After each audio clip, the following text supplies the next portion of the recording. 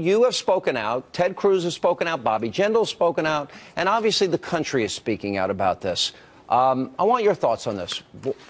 Go ahead. Well, this is all about freedom, free speech. You know, so many American families have spilled blood and treasure to guarantee Phil Robertson and everybody else's right to voice their personal opinions. And once that freedom is lost, Sean, everything is lost in our country. I haven't read the article. I don't know exactly how he said it. You know, they talk about tradition. They live out traditional Judeo-Christian ethics that our nation is founded upon. And I think that not only is refreshing, but it's inspiring and empowering for the rest of America to be emboldened and to say, hey, if they can do it and be so popular and not as mocked and criticized perhaps until now as others have been, well, then the rest of us can do it too. And that's going to strengthen our country, and it's going to strengthen those who are elected to protect our freedoms. Hopefully it will make them acknowledge how important our foundation of freedom is, and they'll do something about it. I haven't read the article. I don't know exactly how he said it. Well, what Phil was saying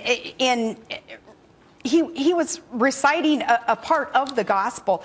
The liberal left must feel that the gospel then is insulting and offensive because Phil was just repeating what is in the Bible. And what Phil went on to say was that all sins are equal and we all sin, so we all need a Savior. And I say that at this time, this Christmas season, now is the time where, like the three wise men, we can seek that Savior. We can find that Savior, and then our problems will be solved. That's what Phil was saying. I haven't read the article. I don't know exactly how he said it.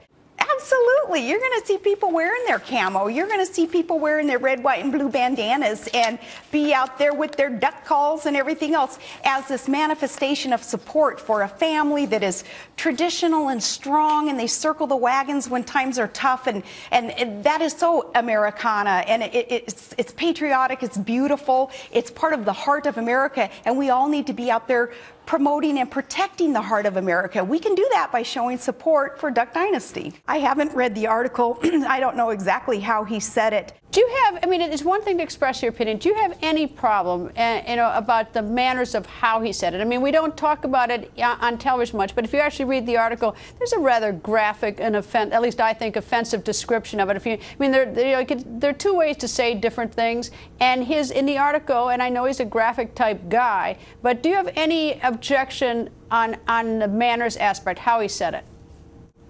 I haven't read the article. I don't know exactly how he said it.